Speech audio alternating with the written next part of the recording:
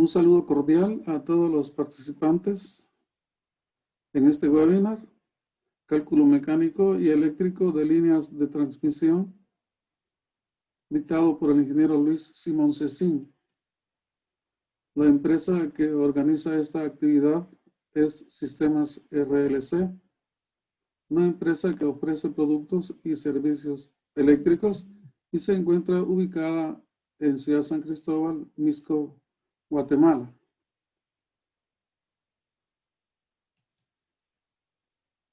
Algunos datos del ingeniero Luis Simón Cecín. Título obtenido, ingeniero electroenergético del Instituto Politécnico de Bucarest, Rumania, en 1968. Lo revalida en la Universidad Central de Venezuela en 1970. Como experiencia docente, el ingeniero Cecín ha sido profesor a tiempo convencional en el Laboratorio de Máquinas Eléctricas en la Escuela de Ingeniería Eléctrica de la Universidad Central de Venezuela. Ha sido profesor de Electrotecnia y Mediciones Eléctricas en la Escuela Técnica Industrial Ingeniero Luis Caballeros Mejías. Profesor de Líneas de Transmisión en la Escuela de Ingeniería Eléctrica de la Universidad Central de Venezuela. Profesor de Sistemas de Transmisión y Distribución en la Escuela de Ingeniería Eléctrica de la Universidad Central de Venezuela.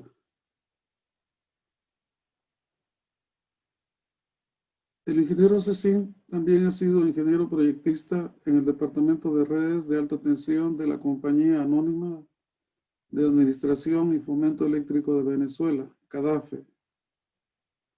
Ingeniero proyectista de líneas de transmisión a 115 kV y 230 kV en CADAFE. Ingeniero jefe del Departamento de Líneas de Transmisión de CADAFE. Ejercicio libre de la profesión, director de la empresa EPICE. Estudios, proyectos, inspecciones eléctricas y civiles.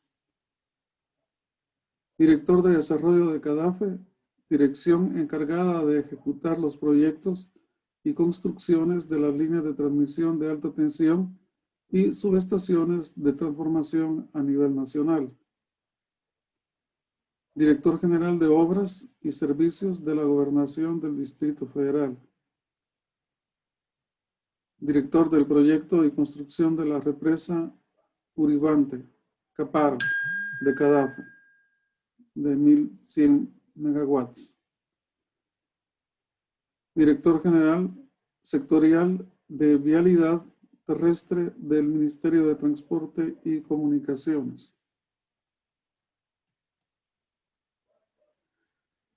Nos quedamos entonces en esta oportunidad con el ingeniero Luis Simón Cecín para que él pueda hacer la exposición correspondiente.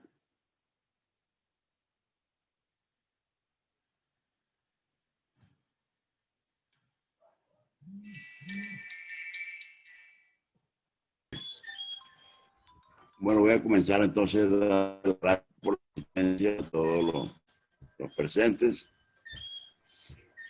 Voy a añadir un poco, voy a ser breve en el resumen curricular. Voy a añadir algo a lo que dijo el resumen curricular. Yo, al graduarme, entré a la Universidad Central.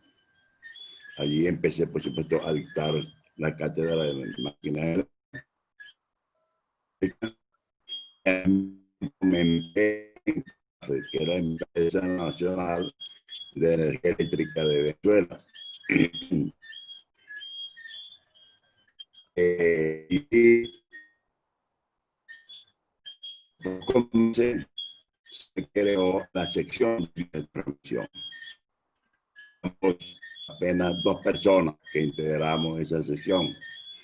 Luego, con el tiempo, se creó entonces el departamento de línea de transmisión. Ya CADAFE empezaba por la década del 60 a la construcción de una cantidad de líneas de transmisión de 115 y 230 kilovoltios. Eso me permitió, con el tiempo y con la anuencia de las autoridades de la Universidad Central, de modificar el pensum de estudio de la materia línea de transmisión. En resumidas cuentas, el curso que yo dicto en la universidad se adapta a las exigencias o requerimientos de la industria o de una empresa de energía eléctrica. Eso era la finalidad, por supuesto, de yo modificar el pensum de estudio.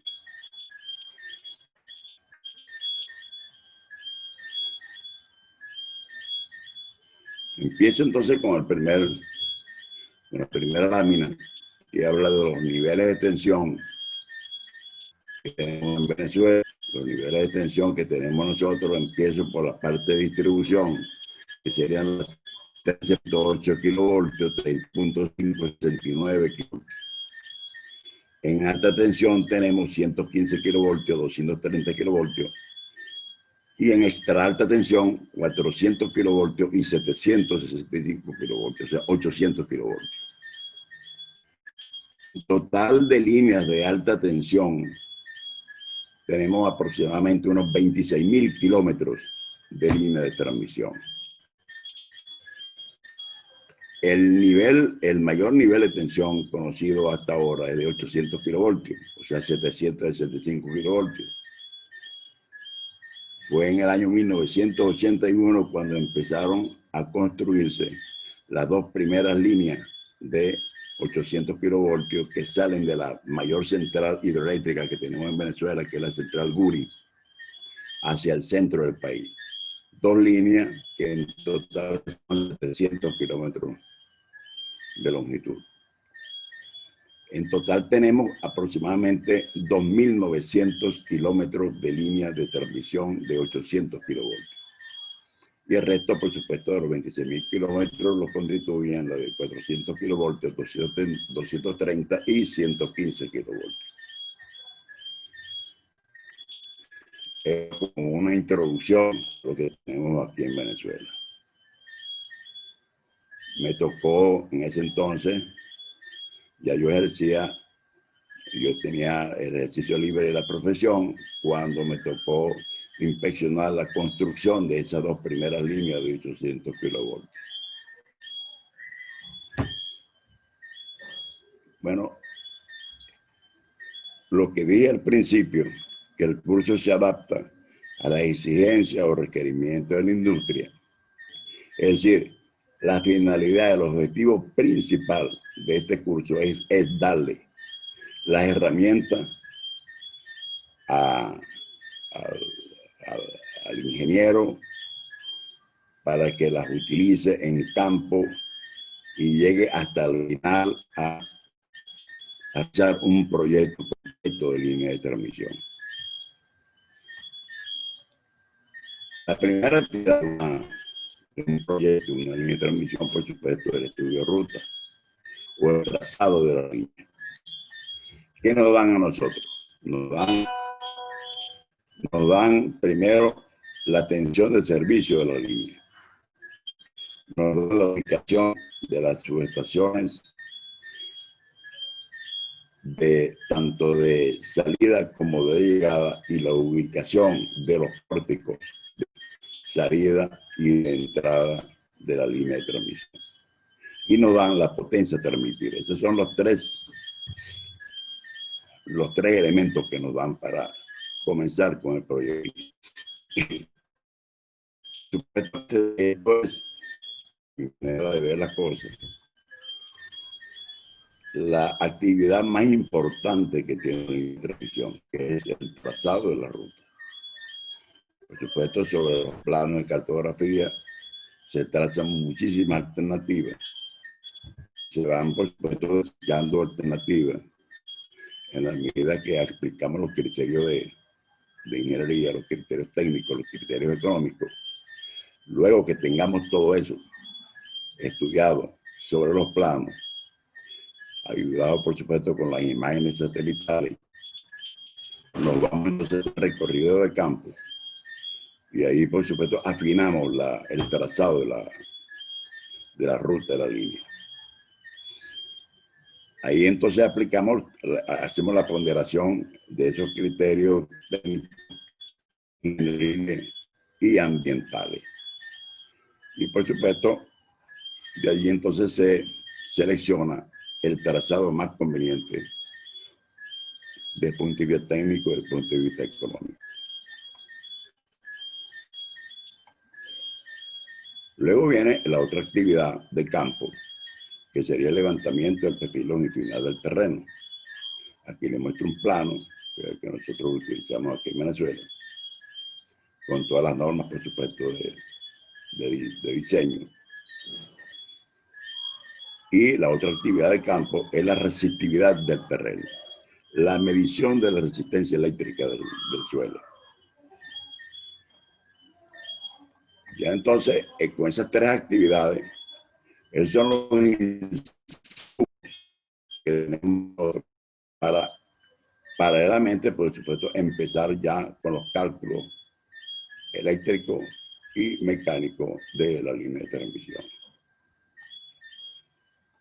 El primer tema, por supuesto, que damos en el curso son los conductores que utilizamos en la línea de transmisión.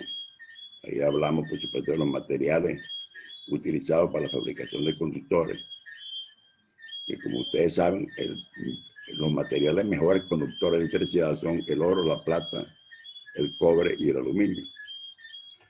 Por supuesto que el cobre, el oro y la plata se rechazan por razones obvias, quedando por supuesto el aluminio y el cobre como los materiales más usados en la fabricación de conductores de transmisión.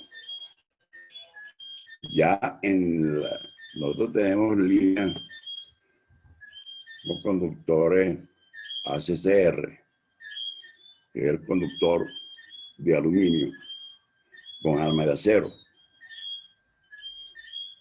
Tenemos el conductor ACAR, que es el conductor de aluminio con un alma de aleación de aluminio, que es el arbidal.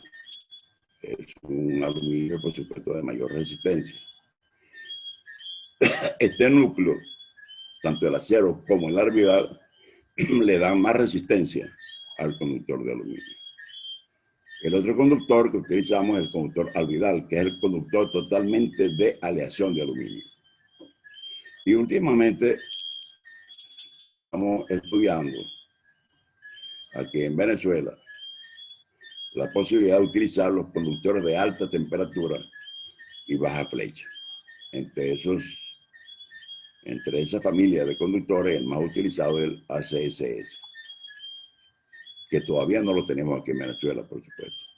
Pero en el conductor, por supuesto que en un futuro lo vamos a utilizar incluso para sustituir líneas de transmisión que ya, por supuesto, con conductores que ya llegaron a su máxima capacidad térmica, y utilizamos el conductor de alta temperatura y baja flecha.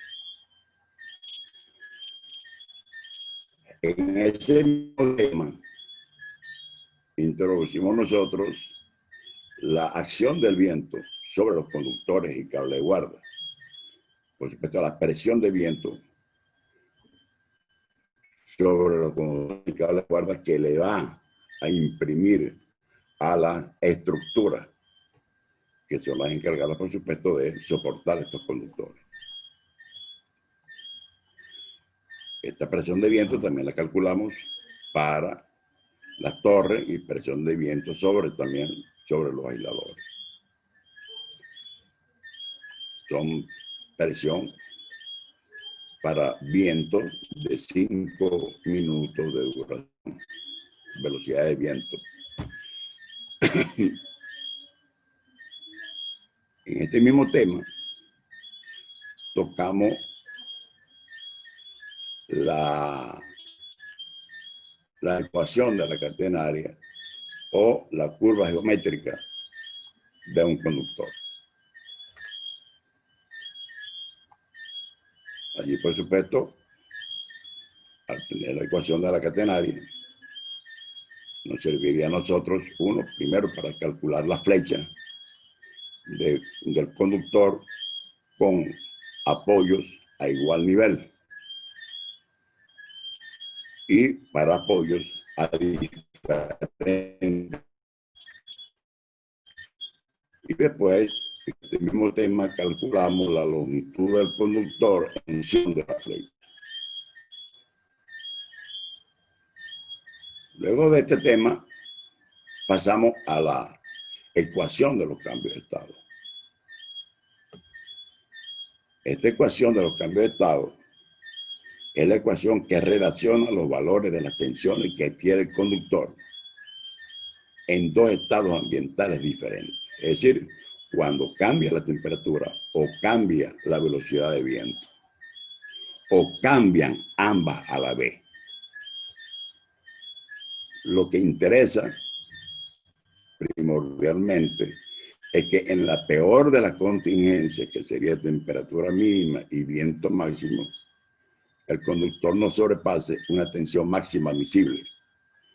Aquí nosotros, por supuesto, siguiendo las normas internacionales también, la tensión a temperatura mínima y viento máximo no debe sobrepasar el 50% de la carga de rotura del conductor. Ahí entramos entonces a ver cuáles son los estados límites y condiciones para las cargas mecánicas sobre los conductores y cables de guarda. Nosotros tenemos esta, como le dije, la primera, temperatura mínima y viento máximo, temperatura mínima y viento prácticamente nulo, temperatura ambiente o la tensión a everyday stress y la temperatura máxima de operación del conductor. Esta ecuación de cambio de estado, por supuesto, lo hacemos en dos casos. Uno, con tramos de línea que tengan vano o distancia entre nivel, que sean vanos iguales y que la variación de los parámetros del medio ambiente es igual en cada vano. Y que casi no se utiliza en los actuales momentos, sino el segundo caso, que sería la ecuación del cambio de estado para tramos con vanos desiguales y la temperatura y la variación de la temperatura y de velocidad de viento igual en cada vano. Por supuesto que hay sus excepciones. Nosotros tenemos altura que sobrepasan los 3.200 metros sobre el nivel del mar, y por ahí tenemos líneas de transmisión. Por supuesto que eso, allí los cambios de temperatura y velocidad son diferentes al resto de la línea, y los tomamos entonces como caso particular. Después viene el tema de la estructura. En el tema de la estructura, nosotros entonces empezamos a hablar acerca de los diferentes tipos de estructuras según el uso. Según estructuras de amarre o de ángulo, estructuras de amarre intermedio o estructura rompetramos, como acostumbramos a decir nosotros, estructura de transposición y estructuras terminales. Ese es en función del uso que se clasifican estas estructuras. También, por supuesto, hablamos de la fabricación de estructuras. Está, por supuesto, el acero es celosía, y está el concreto. También hablamos entonces acerca del dosaje de la mezcla concreta, en función, por supuesto, de la carga que nosotros vamos entonces a tener en punta. También tratamos en este tema el dimensionamiento de la estructura. Por supuesto que esto es responsabilidad del ingeniero electricista, el dimensionamiento eléctrico de la estructura. Ahí tenemos la distancia horizontal entre conductores, la distancia vertical entre conductores activos, la distancia entre el conductor con la cadena en reposo, la cadena de aisladores en reposo y las crucetas. Tenemos la distancia mínima del conductor cuando hay la máxima inclinación de la cadena de aisladores. Tenemos la distancia del conductor al suelo o sobre cualquier objeto cruzado, en fin. Ahí definimos toda esa cantidad de elementos de la estructura. Por supuesto que aquí empezamos nosotros entonces a determinar las cargas a las cuales están sometidas las estructuras. Y por supuesto elaboramos la tabla de carga tanto para la estructura de suspensión como para la estructura de ángulo. Y tenemos la tabla de carga. Si es para estructura simple circuito o estructura doble circuito, en fin. Tenemos esta tabla de carga. Hasta ahí llega la responsabilidad del ingeniero electricista. Hasta darle entonces tanto el dimensionamiento de la estructura como las cargas respectivas a las cuales están sometidas la estructura al ingeniero civil para que el ingeniero civil haga el cálculo estructural. Luego ahí pasamos, por supuesto, a lo que es la parte, vamos a decirlo, dejamos a un lado un poco el cálculo mecánico. Y lo dejamos a un lado, ¿por qué? Porque ya en la tercera, cuarta sesión, cuando yo estoy dando los cursos, le entrego a los estudiantes un material para que ellos vayan elaborando un proyecto de una línea de transmisión de 115 kilovoltios o 230 kilovoltios. Y por supuesto, le mando a hacer el estudio de ruta ficticio de un punto a otro punto y así sucesivamente. Los aspectos más fundamentales en el estudio de ruta. Pero sí, entonces le entrego los planos del perfil longitudinal del terreno. 5 o 6 planos, que en total son más o menos como 7 kilómetros de línea, y ellos van a hacer un proyecto de una línea de transmisión de 7 kilómetros. Entonces ya ahí le voy dando los insumos para que ellos vayan trabajando. Entonces nos metemos de una vez a lo que son los circuitos equivalentes, o mejor dicho, vamos entonces a terminar el cálculo térmico del conductor. El cálculo térmico del conductor, la capacidad, por supuesto, de conducción de los conductores, que está determinado por los límites continuos, o el límite pico, o el límite de emergencia. Ahí también aplicamos la ecuación del balance térmico, que es esta que ustedes ven aquí, y cuadrado de R más Q sub S igual a Q sub C más Q sub R. De aquí sacamos entonces nosotros la corriente máxima que va a circular por conductor. Pero esto lo hacemos en forma iterativa. Nosotros ya nos dan, como al principio día, nos dan la potencia a transmitir, y con esa potencia a transmitir nosotros vamos entonces a hacer de modo iterativo el cálculo con una temperatura de por lo menos 55 grados. Y así vamos aumentando hasta que lleguemos entonces a la potencia que nos están dando a nosotros. Por supuesto, calculamos la Q sub S, que es la radiación solar, la Q sub C, que es la radiación por convección, la pérdida por convección, y la pérdida por radiación. Entonces, esto lo calculamos hasta determinar la temperatura de operación del conductor en condiciones normales de operación y en condiciones de emergencia. Esta es la máxima temperatura de operación que va a tener el conductor. De ahí entonces hablamos entonces de los circuitos equivalentes. De allí empezamos a determinar cuáles son las tensiones y corrientes al principio de la línea y al final de la línea, utilizando los circuitos en los diagramas en estrella o en T, o en los diagramas en triángulo o en estrella, o diagrama pi, que es más utilizado, hasta llegar a determinar que es una línea corta, que es una línea mediana y que es una línea larga. Por supuesto, hablamos de las constantes generalizadas de las líneas. Por supuesto, ahí, con la forma clásica, pasamos entonces a la forma hiperbólica y tenemos entonces las tensiones y corrientes al principio y final de la línea utilizando las funciones hiperbólicas de la línea. Tenemos aquí también las razones de potencia al principio y al final de la línea.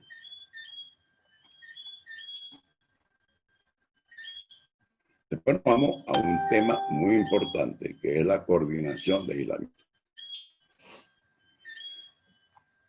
Como nosotros sabemos,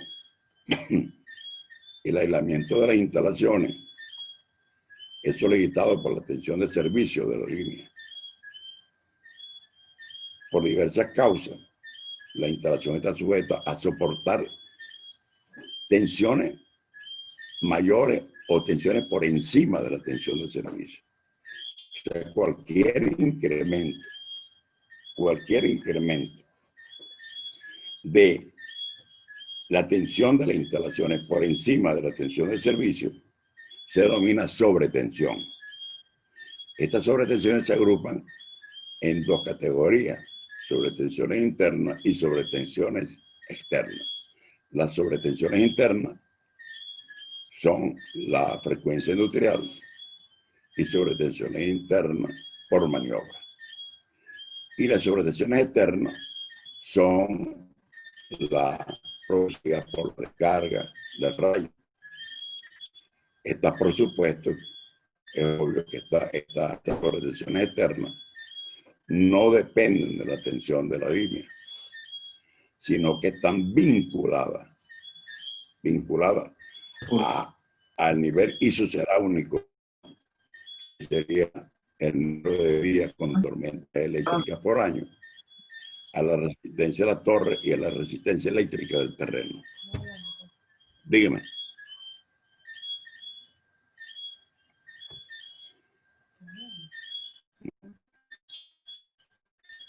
Y entonces, en esta coordinación de aislamiento, calculamos el aislamiento por sobretensiones internas a frecuencia industrial, con contaminación o sin contaminación, y el cálculo de aislamiento por sobretensiones de maniobra, también con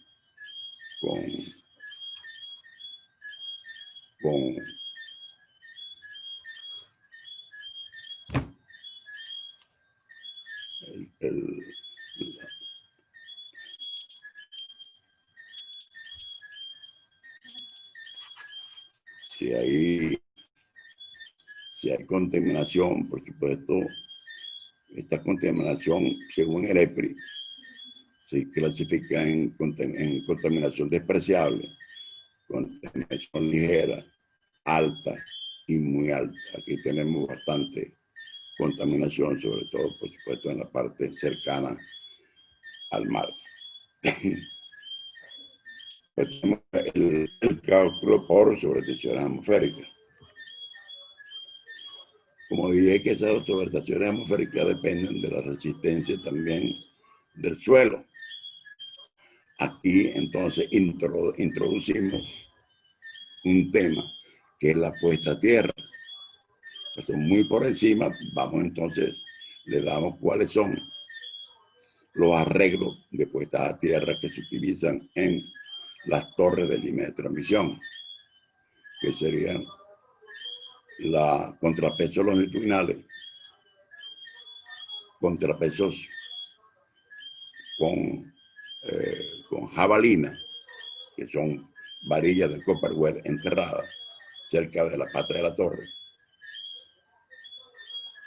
contrapesos circulares y el contrapeso continuo,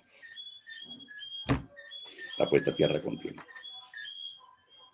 Después nos metemos entonces con un capítulo que es el efecto corona. El efecto corona que aparece, por supuesto, en los conductores de las líneas de transmisión, sobre todo en líneas de transmisión con voltajes de 230 kilovoltios en adelante, se ve muy bien, ya tiene importancia el fenómeno corona.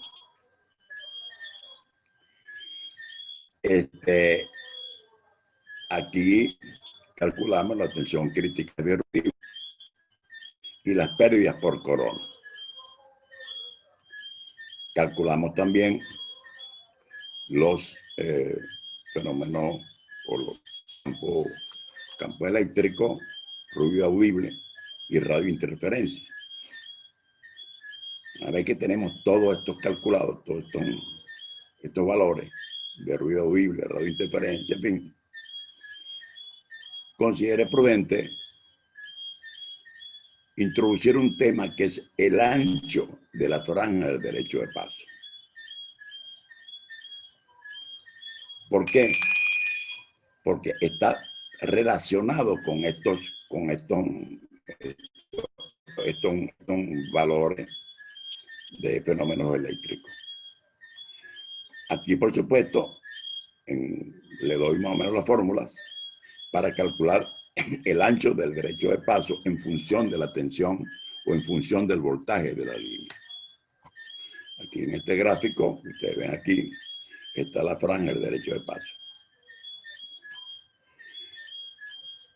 Luego, considere prudente introducir aquí un plano de localización de las estructuras.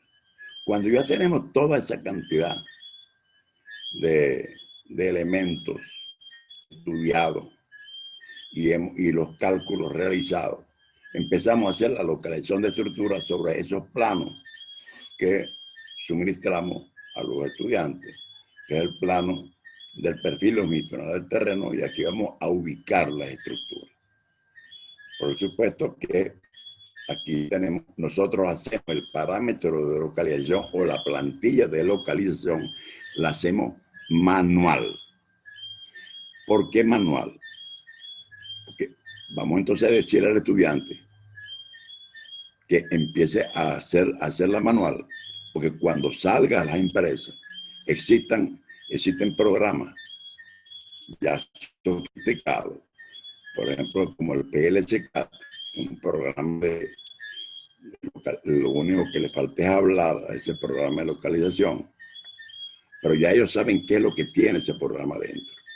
Es más, ese programa de localización ya tiene el CRIP incluido allí. ¿Qué es el CRIP? El CRIP es un fenómeno metalúrgico que aparece en el fenómeno metalúrgico del material de los conductores, que muchas veces por medio de ábacos y ecuaciones es equivalente a una temperatura adicional. Esa temperatura adicional de CRIP se le añade a la temperatura máxima de operación del conductor que hemos calculado anteriormente. Y eso va a ser entonces la tensión para el parámetro de localización. Bueno, con esto más o menos es lo que le ha dado un repaso a todo lo que se refiere al curso de línea de transmisión. El índice del curso, aquí están todos los capítulos: conductor eléctrico, establecimiento de los límites y condiciones para las cargas mecánicas sobre conductores y cable de guarda, selección del conductor, ecuación de los cambios de estado, estructura para línea de transmisión, cálculo del vano gravante. El vano gravante, por supuesto, el vano gravante requerido. Con el ángulo máximo de inclinación de la cadena de aisladores, calculamos el vano gravante requerido, que, y valga la redundancia, es el vano que se requiere para mantener ese máximo ángulo de inclinación de la cadena de aisladores. Y luego viene el vano gravante obtenido, que es el que se obtiene en la localización de estructura. Luego viene el capítulo de elongación, un efecto CRIP, los esquemas equivalentes, relaciones de potencia, cálculo térmico, coordinación de aislamiento y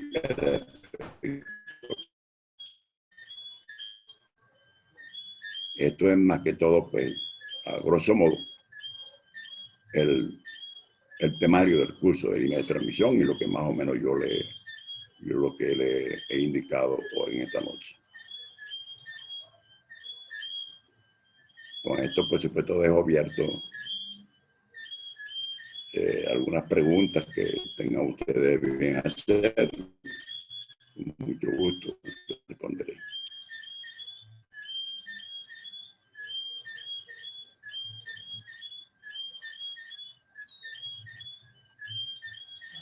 ¿Aló?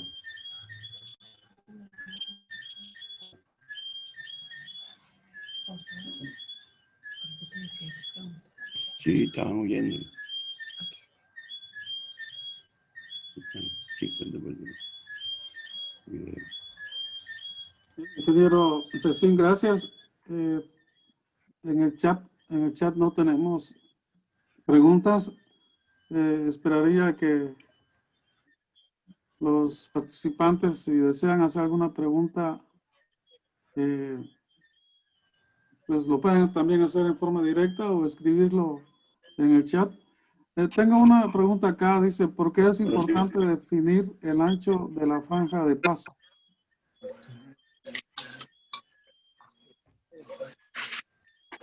el ancho de la franja de paso, eso va en función del voltaje de la línea.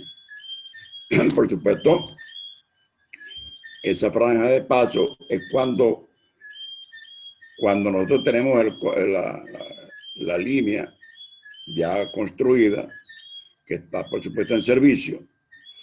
Cuando ocurre un viento máximo, un viento moderado máximo, el conductor, por supuesto, se balancea. Y ese conductor puede pegar árbol que cerca de la franja de paso. Por eso es que es importante definir el ancho, de manera pues de que tome en cuenta esa oscilación del conductor bajo la acción del viento, más una distancia de seguridad después de ese balanceo. Hay una distancia de seguridad establecida por las normas. En 400 kilovoltios esa distancia no debe ser menor de 4 metros. Por supuesto que en este ancho, el derecho de paso, hay para la línea de 13.8, 34.5, 69, 115, 400, 800 kilovoltios. Diga de más de 50 o 60 metros del eje a la derecha y del eje a la izquierda. Se deja ese derecho. Y eso tiene que, por supuesto, mantenerse limpio todo el tiempo. Eso que se llama, esa es la pica de la línea de transmisión. Sí, Una pregunta. Esa línea de transmisión, ese derecho de vía, está influenciado por el nivel del voltaje de la línea, ¿no? Sí, cómo no. Es correcto. Es correcto. Porque no es lo mismo, por supuesto, eso toma en cuenta la distancia horizontal entre fases de los conductores, que es muy diferente. Por supuesto, eso varía en función de la tensión de la línea y del ancho de la torre.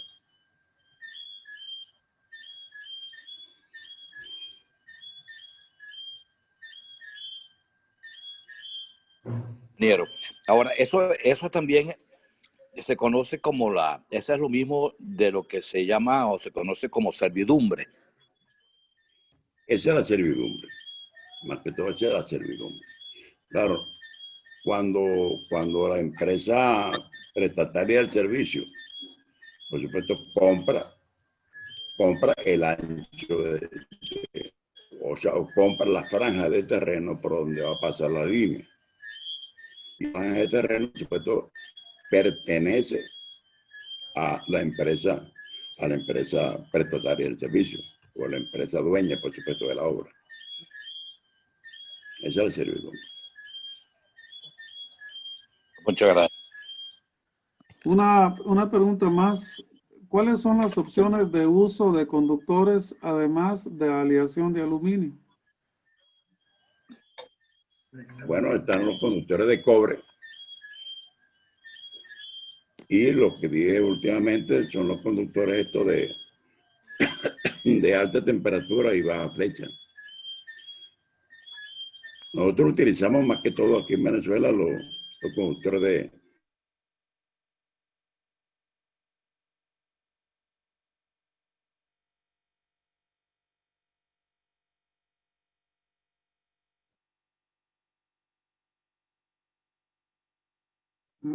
de acero.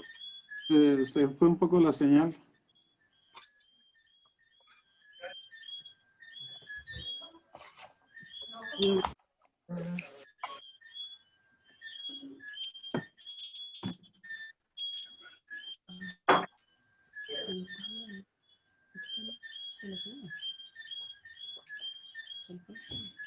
No.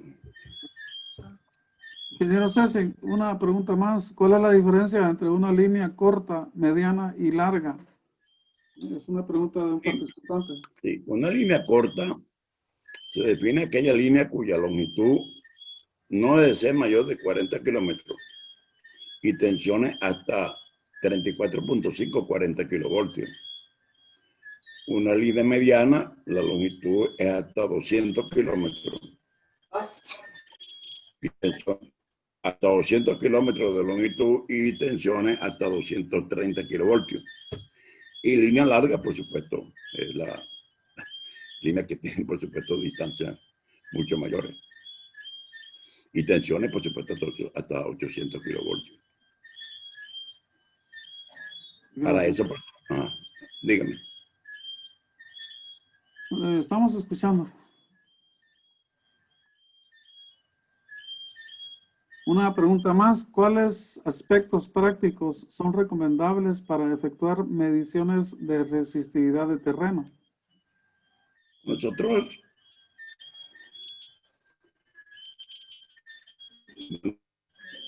quien me saludó hace poco, el ingeniero Juvencio Molina, especialista en sistemas de puesta a tierra. Nosotros en línea de transmisión, nosotros hacemos la medición de resistividad por el método de los 4 electrodos. Hacemos esa medición y lo hacemos cada kilómetro. Lo más deseable es que se haga en cada torre, por supuesto, la medición de resistividad del terreno. Aquí en Venezuela las normas te dicen de que la resistencia eléctrica no debe ser mayor de 20 ohmios en la generalidad de los casos.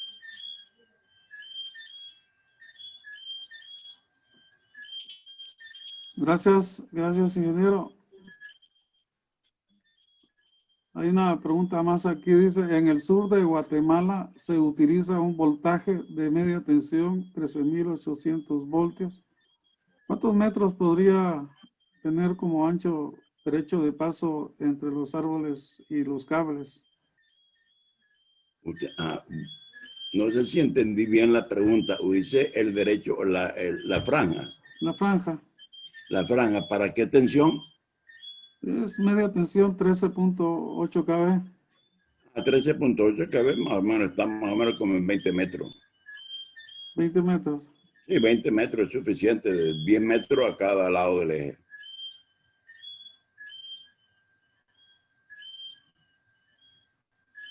Sí, pues ahora dice, buenas noches, este curso, ¿qué tanto aplicaría a líneas de media tensión?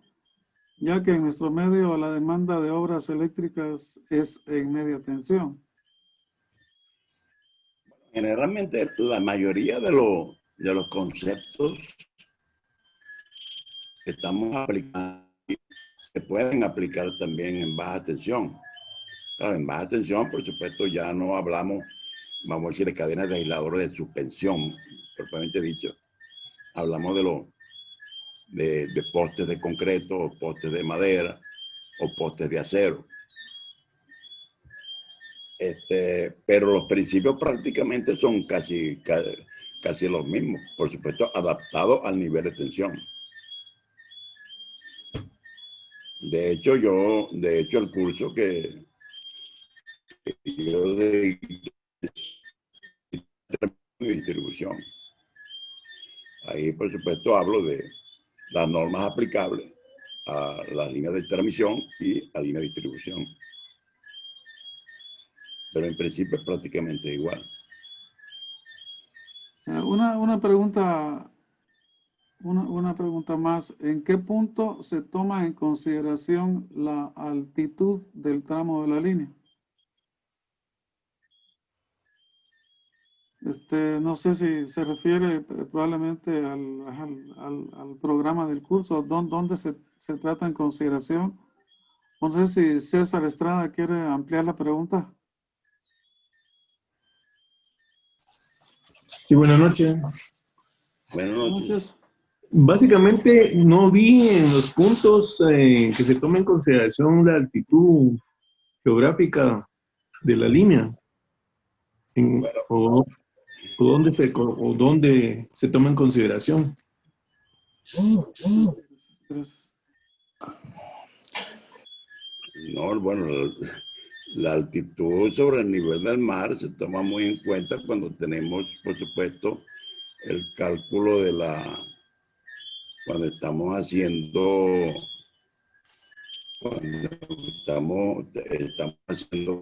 la localización de estructura. Ahí y también en el cálculo térmico, cuando entra allí los diferentes conceptos de radiación, de pérdida por convección, ahí entra en función la altitud sobre el nivel del mar. Bueno, yo creo que también podríamos decir que la altitud afecta también la capacidad dieléctrica del aire y en el cálculo del aislamiento para determinar el gap, la resistencia del gap del aire. La altitud tiene que ver, en esos casos, pues el aislamiento de la línea se ve afectado cuando pasamos de un nivel al nivel del mar hacia un nivel superior. A medida que subimos, se pierde la rigidez eléctrica del aire y necesitamos hacer ajustes en el aislamiento, ¿no? Ese es mi punto de vista. Por supuesto, ahí entra exactamente la densidad del aire. Además de... Está en función de la altura y esto por supuesto, por la fórmula de Halley, se puede determinar entonces cuál es la presión barométrica que tiene allí. Correcto.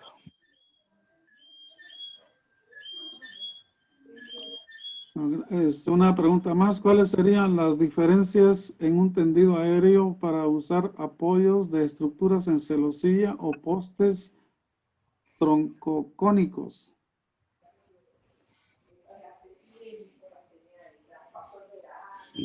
No entendí la pregunta, ¿cómo es? No sé. ¿Cuáles serían las diferencias en un tendido aéreo para usar apoyos de estructuras en celosía o torres o postes? Bueno, los postes, si vamos a postes de concreto, los postes de concreto, la altura del poste, y el traslado, vamos a decir, de ese poste de concreto. Solamente podemos tender líneas con postes de concreto, que la máxima altura del poste de concreto serían unos 20 y pico de metros. porque eso tiene su horma, por supuesto, ¿no? Cuando lo están, si es un poste centrifugado o un poste de concreto vibrado. Eso tiene su altura ya, más o menos ya específica. Y para el traslado, por supuesto, es muy delicado el traslado. Entonces tiene que ser para zonas planas o zonas muy semiplanas, muy semimontañosas, por supuesto. Las torres de celosía se pueden, por supuesto, hacer para torres ya de un relieve topográfico mucho más, o sea, mucho más difícil, mucho más complejo.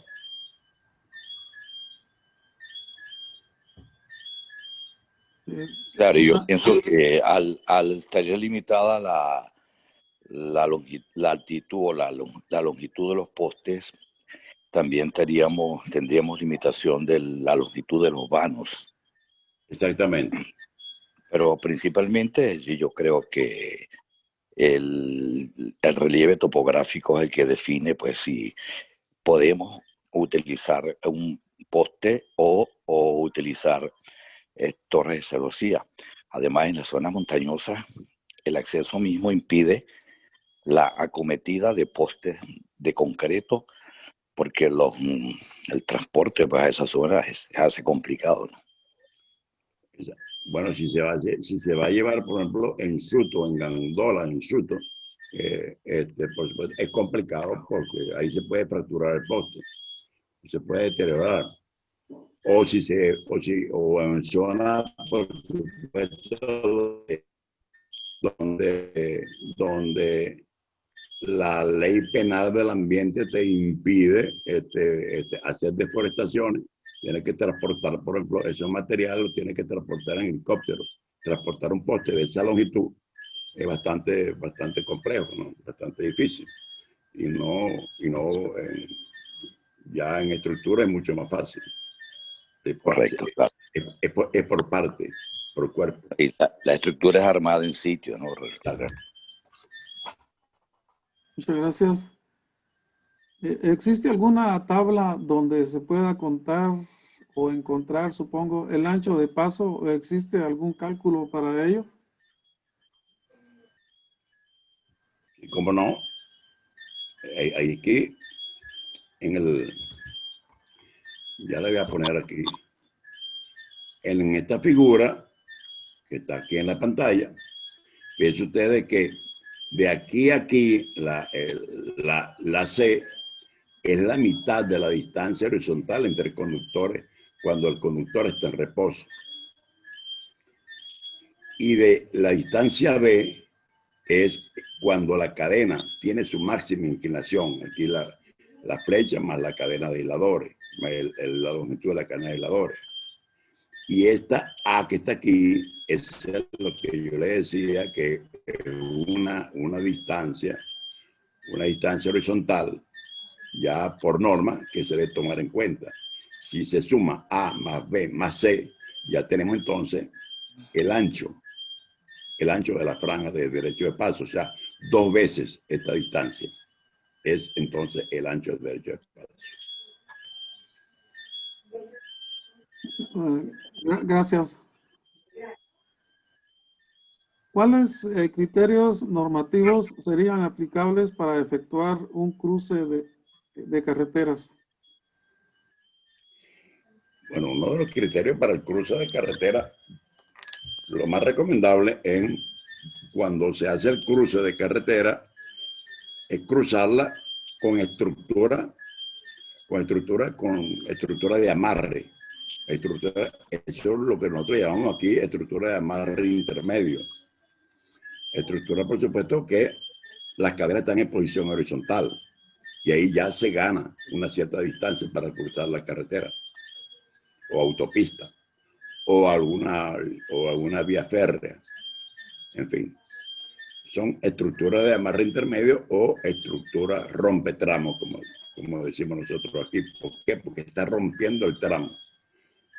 Nosotros definimos tramo, la longitud que hay entre un ángulo y otro ángulo, o entre el quiebre de una línea, de la línea de transmisión, 2 quiebres consecutivos. Si usted le mete, si hay una carretera y usted le mete una torre de amarre intermedio, que va en alineación, esa es una torre rompetramo. Por supuesto que ahí, para cruce de río, de lago, de autopista, de vía férrea, bien son utilizadas estas torres de amarre intermedia. Gracias, ingeniero. ¿Cuál es la protección de las líneas de transmisión de las descargas atmosféricas? Bueno, las protecciones son primero, cuando nosotros tenemos en la cadena de aisladores, podemos tener entre de punta y punta o anillos, ¿no? Entre anillo y punta. Eso es lo que decía el ingeniero Martínez hace poco, el gap. Hay un gap, que es el gap que no permite de que se cebe el arco eléctrico por la cadena de aisladores y produzca el contornamiento de los aisladores. Ahora, yo creo que el colega que hace la pregunta a lo mejor se refiere a la presencia del cable de guarda en el tope de la estructura, definiendo el ángulo de apantallamiento para el comportamiento de la línea bajo descarga. Okay. Eso es correcto, sí. Bueno, el cable de guarda, el rol principal del cable de guarda, tal como lo dice el ingeniero Martínez, el rol principal del cable de guarda es apantallar a los conductores activos y a la cadena de aisladores con un ángulo de apantallamiento. Que ese ángulo de apantallamiento no debe ser mayor de 30 grados. Mientras menor es el ángulo, muchísimo mejor es la protección. Gracias, ingeniero. Otra pregunta. ¿Se pueden compartir servidumbres para diferentes niveles de tensión? ¿Qué criterios debería aplicarse? ¿Cuál es su experiencia con el uso de cables de guarda tipo PGW? Nosotros, bueno, nosotros tenemos aquí últimamente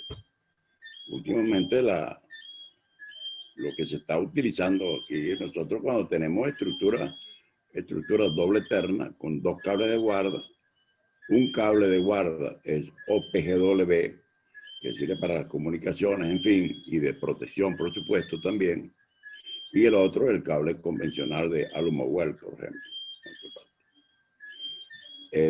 Compartir el ancho de la franja para diferentes tensiones también se puede hacer. Nosotros tenemos torres multicircuitos aquí que van en una sola franja, y en una sola torre van circuitos de 115 o 230 kilovoltios en una misma torre. Hasta 4 circuitos pueden ir en una misma torre. Gracias. ¿Es correcto identificar las líneas de transmisión por su número de aisladores en la estructura? Sí, correcto. Bueno, generalmente,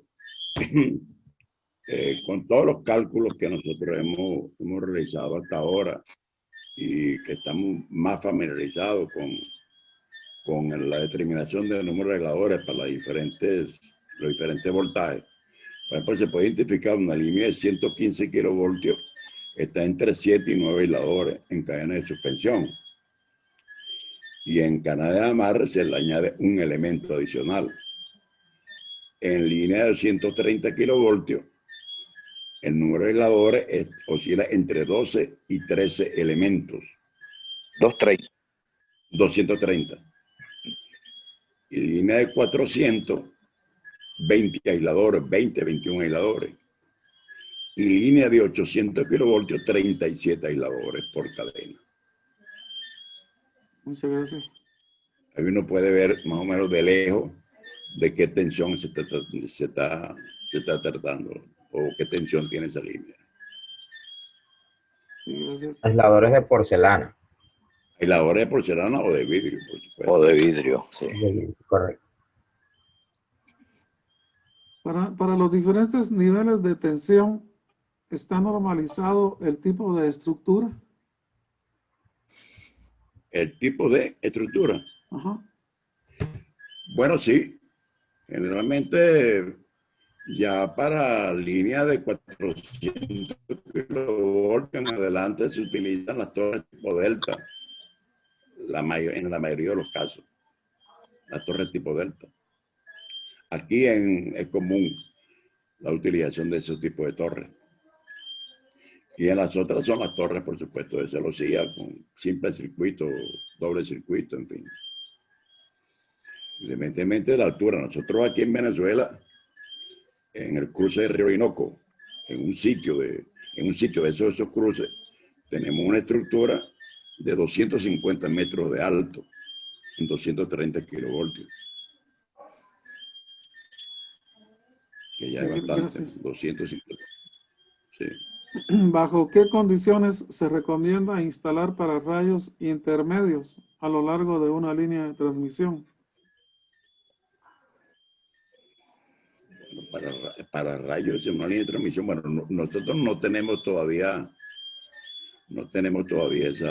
esa experiencia aquí para rayos en línea de transmisión. Ahora, básicamente se utilizan para rayos, es decir, no es normal, pues, no es costumbre, No es costumbre.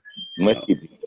Sin embargo, hemos instalado pararrayos en situaciones donde la frecuencia de descargas atmosféricas es muy alta, el nivel cerámico es muy alto y las estructuras, a pesar del ángulo de apantallamiento que se pueda tener, las estructuras con las que se cuentan no ofrecen un buen comportamiento para las descargas.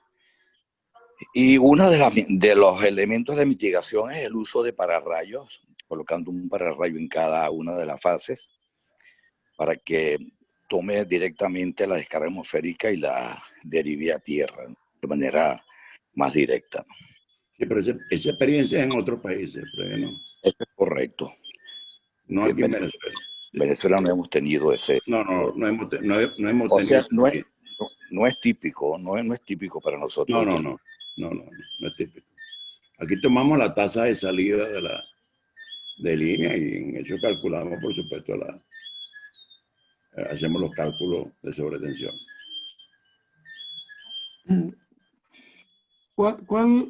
¿Qué criterios se usan para aplicar transposiciones de conductores en la línea de transmisión? En la línea de transmisión, la transposición, generalmente, cuando es línea hasta 100 kilómetros de longitud, se hace la transposición en la subestación. Cuando es más de 100 kilómetros, se hace una transposición. Ahora, últimamente anteriormente se hacía la transposición en una estructura. Ahí teníamos la transposición de la fase. Ahorita, en práctica usual, hacer la transposición en 3 torres independientes, 3 torres solas. Ahora, el objeto de la transposición además es balancear las capacidades. Las reactancias de la línea, los parámetros de la línea A, B, C y D, tratar de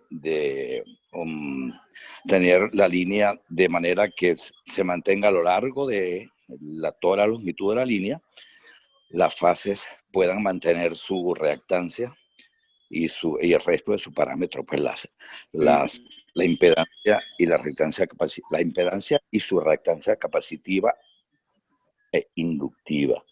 Ese es el propósito de la transposición y que tengan la misma posición entre ellas, entre fases. La misma separación, sí. Exacto. Bueno, y eso también entonces para evitar el efecto de las telecomunicaciones también.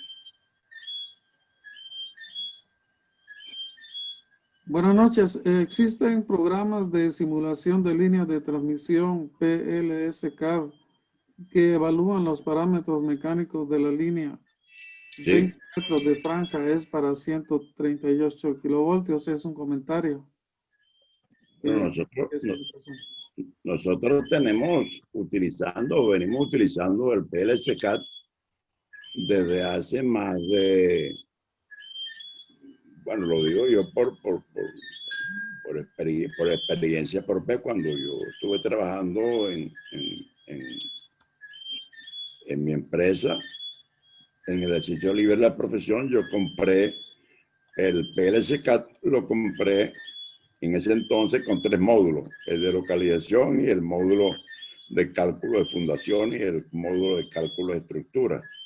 Eso fue en el año 1988 que yo compré ese programa. Por supuesto, le he hecho 2 actualizaciones. No le he hecho más por razones económicas, pero ya ese programa, no sé si el ingeniero Martínez sabe qué actualización se lleva ahorita ese PLC-CAD en la actualidad. Yo creo que va por la 14 o la 15. No, ahorita estamos utilizando la versión 16.5. Exacto.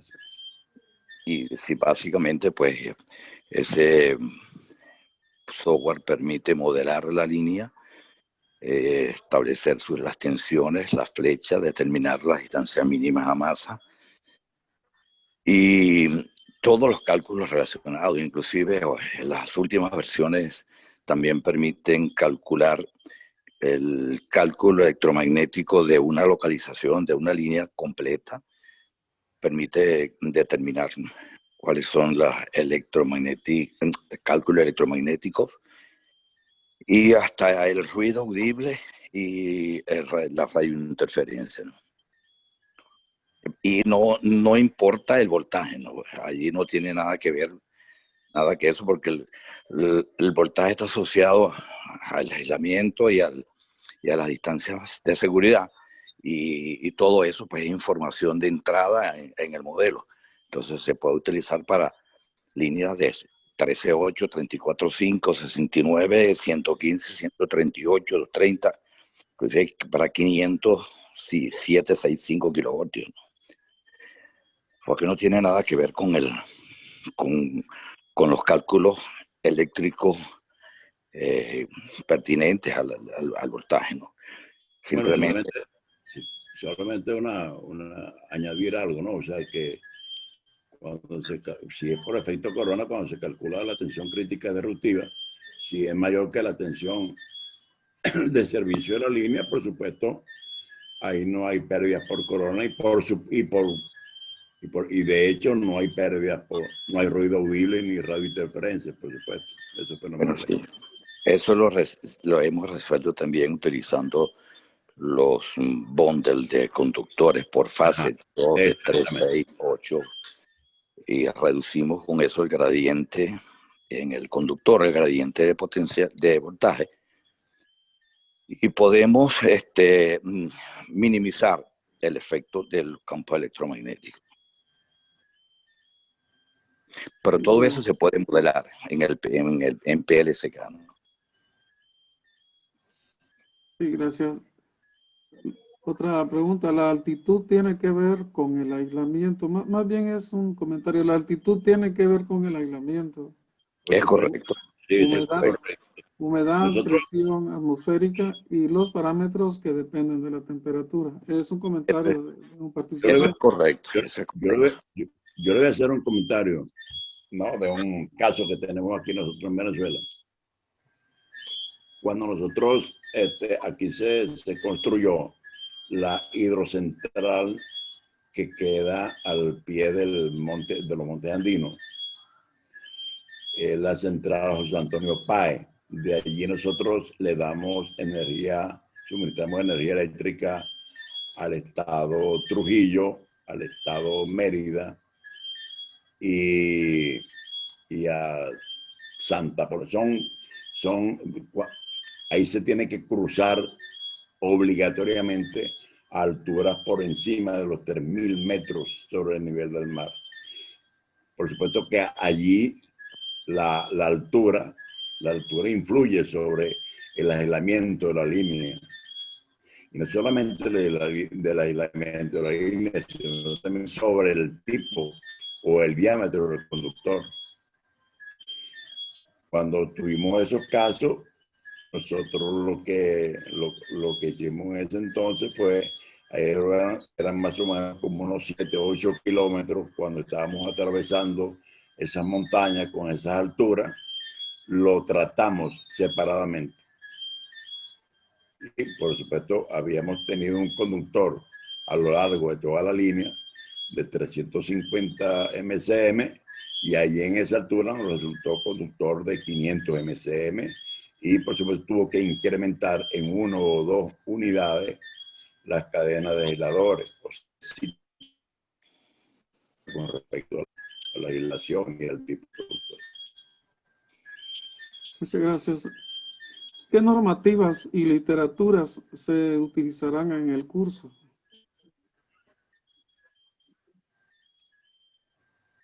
Bueno, nosotros, ahí tenemos nosotros el EPRI,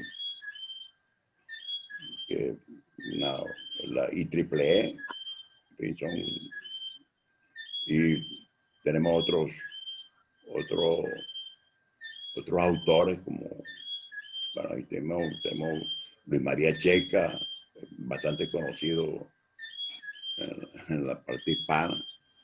Luis María Checa, está Charles Abril también, en fin, una cantidad está Sopetti. Tenemos mucha literatura.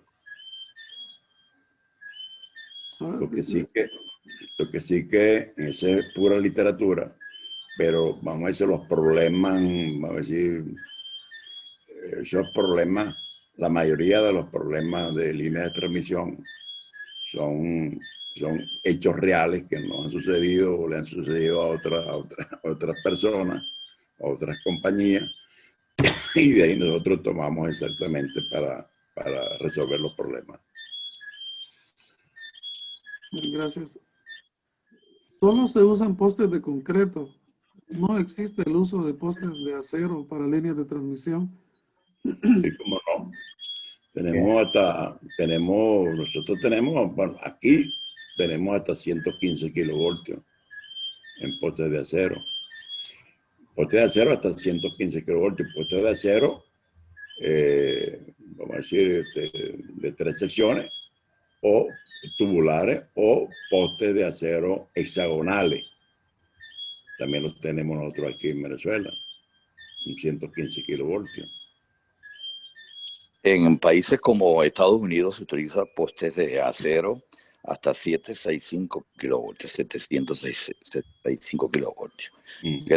Se utilizan sobre todo en las zonas planas, en las áreas planas, cuando vamos a zonas ya con topografía un poquito más complicada, entonces es que vamos al uso de las estructuras de celosía.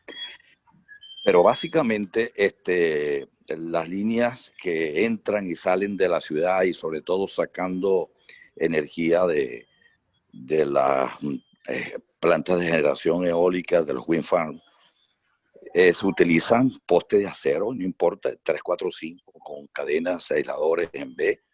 O sea que el uso del poste de acero hoy en día pues es generalizado, no importa el nivel de voltaje, porque al final pues la configuración geométrica de la estructura será basada en el nivel de voltaje, las longitudes de las crosetas, de los brazos de la estructura, la distancia mínima al poste, etcétera, etcétera, están basados en los requerimientos de la distancia mínima debidas al voltaje. Gracias. Bueno, por aquí, bueno, sí, siga, por favor. Digo, habla. Sí, dígame. Sí, tiene la palabra para comentar.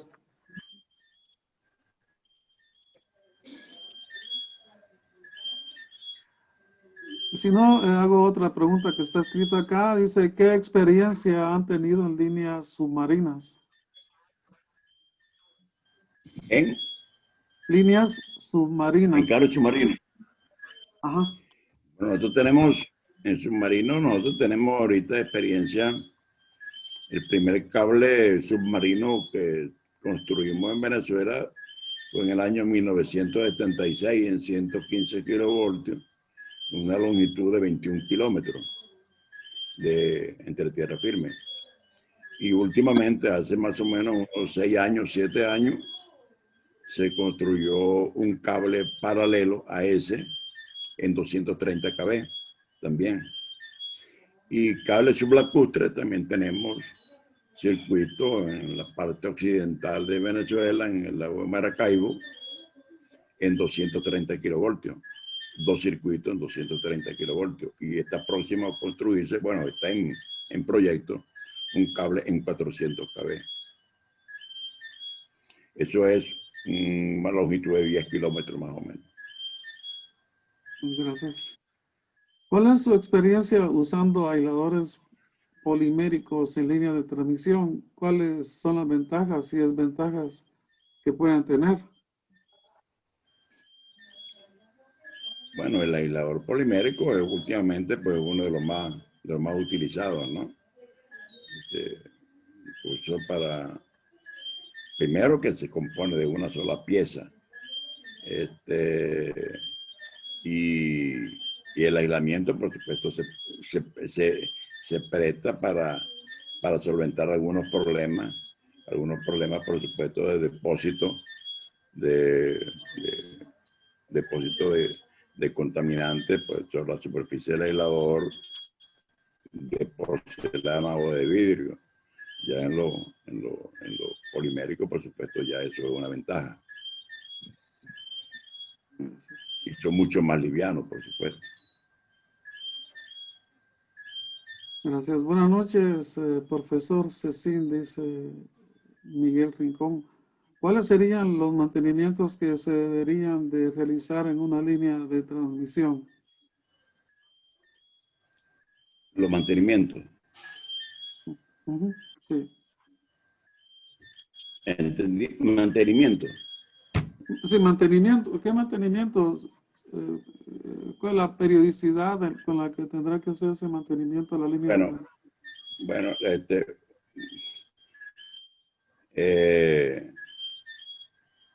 el mantenimiento de una línea de transmisión tiene que hacerse, yo diría, frecuentemente. O sea, tenía que ser mínimo la pica y poda. Eso es lo principal. Mantener la franja de la línea de transmisión en perfectas condiciones, limpia de toda maleza. Y, por supuesto, podar los árboles que se encuentran en las márgenes de ese ancho de franja. Eso es la primera.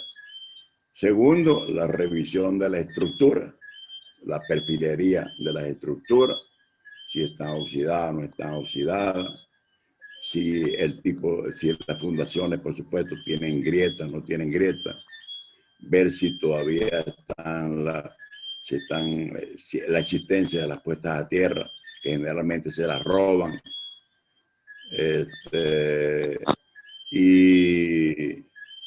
Y también echarle, por supuesto, una inspección a las cadenas de aisladores, por si hay algún aislador, por supuesto, roto, algún aislador deteriorado, en fin, se cambia también ese tipo de aislador. Eso es lo que se debería hacer. Pero en muchos sitios, en muchas partes, nosotros tenemos tiempo, por supuesto, que no hacemos un buen mantenimiento de línea de transmisión. Pero, bueno, gracias a Dios, porque todavía están paradas las estructuras. Esa infraestructura está todavía en pie. Pero hay que hacerle un buen mantenimiento a la línea de transmisión. Ingeniero, yo añadiría una cosa más que es importante también comentar. En las zonas de alta contaminación, por ejemplo, como en las zonas de Falcón, esto es en Venezuela, atravesando los médanos de Coro, está instalada una línea de transmisión con altísimos niveles de contaminación salínea, corrosión y abrasión, los tres factores simultáneamente actuando con vientos sostenidos prácticamente las 24 horas, donde los depósitos de sal y la humedad han hecho que ninguno de los aisladores que se han instalado de ningún tipo, poliméricos de distintos polímeros, los aisladores de vidrio o sintéticos, todos han conducido a fallas en el corto plazo de la línea una vez que se están reemplazando. Entonces se ha utilizado como mantenimiento, o se utilizaba como mantenimiento. Esto era prácticamente todas las semanas lavado de los aisladores con unos camiones bomba, con un agua que se utilizaba, que era muy costosa el precio de esa agua, digamos que proveerla y para su utilización, porque tenía que ser un agua libre de muchos minerales que no ofrecieran riesgos cuando se aplicaba el lavado, de manera de que de cebarse un arco entre los aisladores y el hombre que tenía la manguera o el camión que tenía la manguera, donde estaba la manguera. Entonces, ese tipo de mantenimiento se dejó de utilizar desde hace muchos años por el alto costo, ¿no? Pero se utiliza en muchos países también donde hay alta contaminación, sobre todo en partes en las islas donde hay una contaminación marina muy alta. Y entonces ese es uno de los mantenimientos más costosos que se le hace a la línea, porque se necesita tener lavados los aisladores para evitar la salida de las líneas con mucha frecuencia, ¿no? Muchas gracias. ¿Cuáles son las experiencias aplicables para inspeccionar un tendido de línea de transmisión? ¿Sigue siendo válido usar helicópteros o es factible el uso de drones? Bueno, anteriormente aquí nosotros utilizamos mucho el helicóptero para la inspección de la línea de transmisión. Los drones todavía, nosotros no hemos utilizado drones en Venezuela. Se utilizan en otros países y han tenido mucho éxito la utilización de drones en otros países. Aquí nosotros no hemos utilizado, estoy hablando de Venezuela. Por supuesto, en otros países el uso de los drones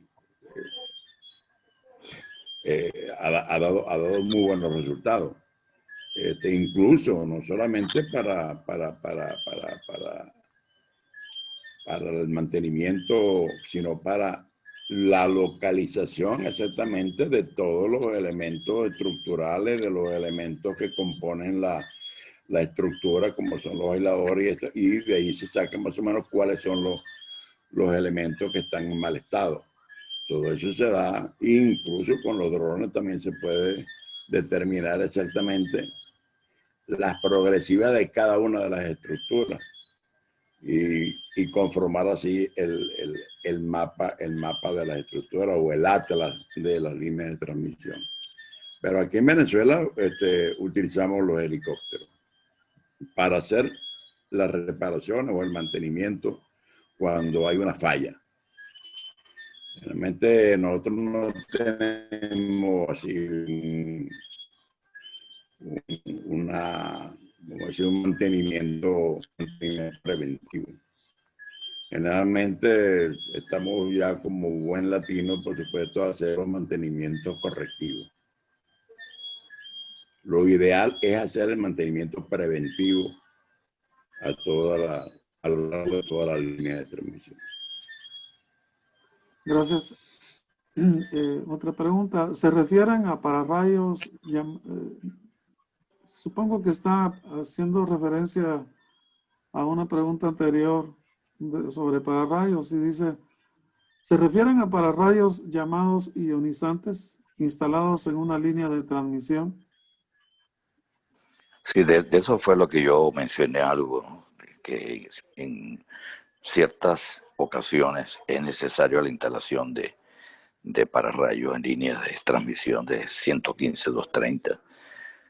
Es particularmente en zonas donde las descargas atmosféricas no pueden ser mitigadas con los elementos típicos como son el apantallamiento de la línea de transmisión, cuando hay problemas de descargas de retorno, que es cuando el rayo impacta en el cable de guarda o en la misma torre, y cuando va derivando a tierra consigue con que la puesta a tierra no es lo suficientemente capaz de manejar el potencial del rayo, y la onda se regresa y se establece entonces la estructura, se logra un voltaje tal que rompe el aire de la cadena de aisladores, el aislamiento de los aisladores, por una diferencia potencial Se entre cierra el arco, pues. se cierra el arco. Entonces, en esos casos se ayuda mucho con los pararrayos para, de una manera más directa, manejar la onda de la descarga, ¿no? Y derivarla a tierra de manera más directa. Claro, bueno. Esa experiencia, como dice usted, el ingeniero Martínez, pues esa experiencia ya en otros países muchísimo más desarrollados, como Estados Unidos, en fin, pero aquí todavía no tenemos eso. Sí, gracias. Ahora, esta persona se está refiriendo a unos pararrayos que comercialmente son ofrecidos como que tienen el poder de ionizar el ambiente para facilitar la descarga electroatmosférica. Quizás ahí el ingeniero Juvencio Molina podría hacer algún comentario al respecto.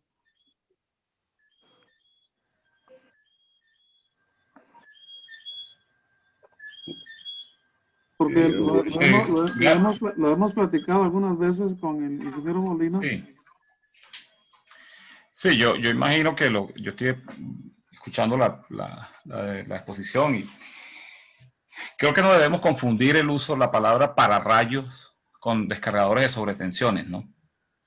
Pararrayo es un cable de guarda o un dispositivo terminal aéreo, una punta Franklin o algo así. Existen unas nuevas tecnologías que están muy cuestionadas, que son las tecnologías de cebado y otras más, que se pretende hacer uso en líneas de transmisión, y eso no tiene ninguna validez desde el punto de vista técnico ni normativo. El punto es que hay ensayos, por ejemplo, en la norma, la IEEE 998, hay un anexo donde tratan el uso de algo que se llama el método de colección de cebado, y que pretende el uso de esas tecnologías de cebado para apantallamiento de subestaciones, incluso hasta promoviéndose en línea de transmisión. Pero eso no tiene ninguna validez hasta ahora. Y lo otro de lo que se habla, pues imagino que son cuernos de arqueo y cosas de eso. Entonces yo creo que aquí hay que tener mucho cuidado con el uso de los términos, ¿no? Descargadores de sobretensión es una cosa y pararrayos es otra como tal. Pararrayos es el cable de guarda o el terminal aéreo. Lo que se dice, lo que se coloca insertos en el medio, esos son descargadores de sobretensiones, porque pueden manejar sobretensiones de origen interno o externo en la línea. Yo realmente estoy de acuerdo con el ingeniero.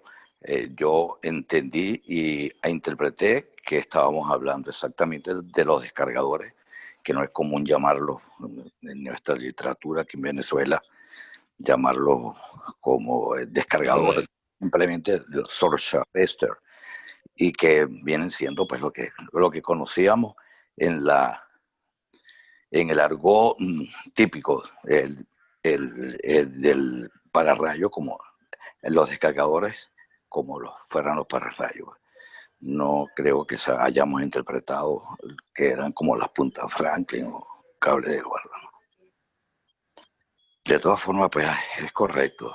Ese es el concepto correcto, y la palabra correcta son descargadores. La palabra correcta es descargador, exactamente. Gracias. Gracias, ingeniero Molina. Ahora, ¿cuáles serían los criterios para valorar el uso de tendido aéreo versus subterráneo?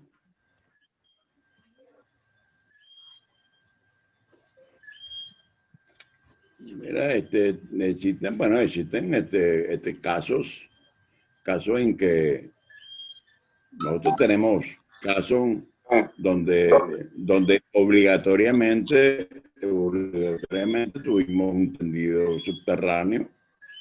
Por ejemplo, cuando hablamos, que alguien preguntó sobre la experiencia de cable submarino, nosotros tuvimos una experiencia entre tierra firme y la subestación de transición del cable.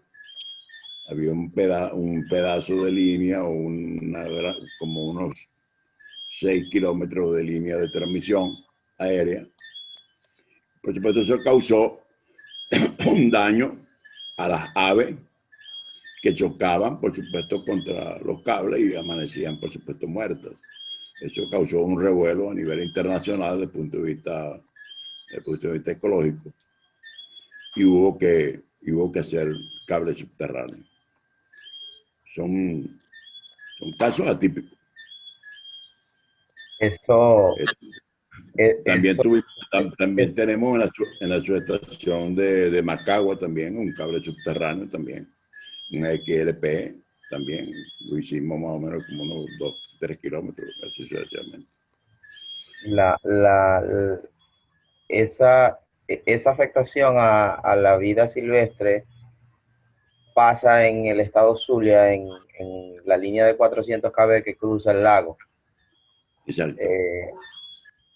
Los flamingos que habitan hacia el norte del estado, ha habido noticias sobre que chocan con los conductores de la línea.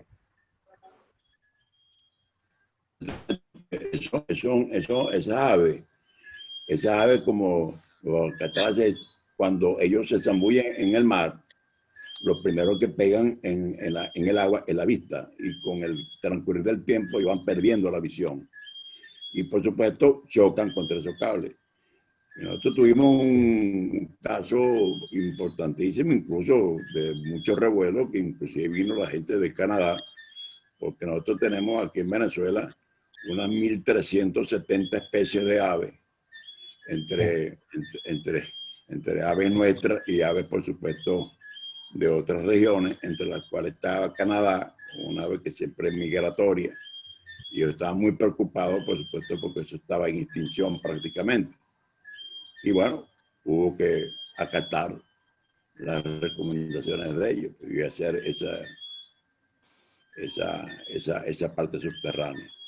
En el lago de Maracaibo sí, bueno, eso con frecuencia, y inclusive en el lago de Maracaibo, recuerdo que esas torres se le colocaron como unas puntas, unos dispositivos que tenían más o menos como unas 6 o 7 pullas, para que las aves no se pararan ahí en los aisladores tampoco. Y en fin, y por supuesto, y otros que chocaban contra eso, contra los conductores, de noche, por supuesto. Bueno, muchas gracias, ingeniero. Bueno, aquí hay son un comentario del ingeniero César Estrada, aquí de Guatemala. Él comenta que lo que usted está comentando es el caso que ocurre aquí en Guatemala del lago de Izabal, y sugiere que el tramo para pasar sobre el lago de Izabal tiene que ser submarino. Con esto terminamos las preguntas. Ya no hay más, a menos que alguien personalmente quiera comentar o hacer alguna pregunta adicional. Quiero agradecerle por supuesto la atención.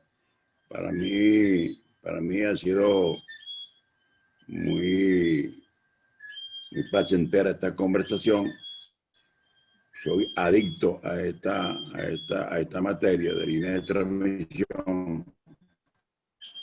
Doy las gracias por todos los que han intervenido, al ingeniero Juvencio Molina, al ingeniero Frei Martínez, que lamentablemente, pues, supuesto, no está en Venezuela, está en otros países, en Estados Unidos, pero se llevó de aquí, por supuesto, los conocimientos y trabajó al lado nuestro aquí en Venezuela.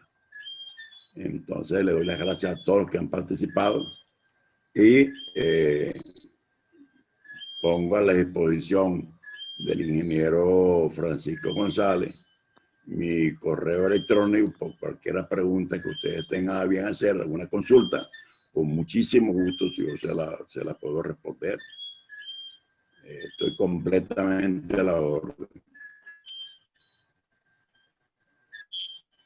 Bueno, muy agradecido a usted, ingeniero Cecín, por esta plática que nos ha dado y a los otros ingenieros que también han participado en los comentarios, que han venido a alimentar, a enriquecer los conocimientos que podamos llevarnos el día de hoy. Y gracias a todos los participantes y de nuevo gracias a usted, ingeniero Cecín. Pasen feliz noche. Muchas gracias. Muchísimas gracias, Francisco. A ustedes también. Un gran abrazo.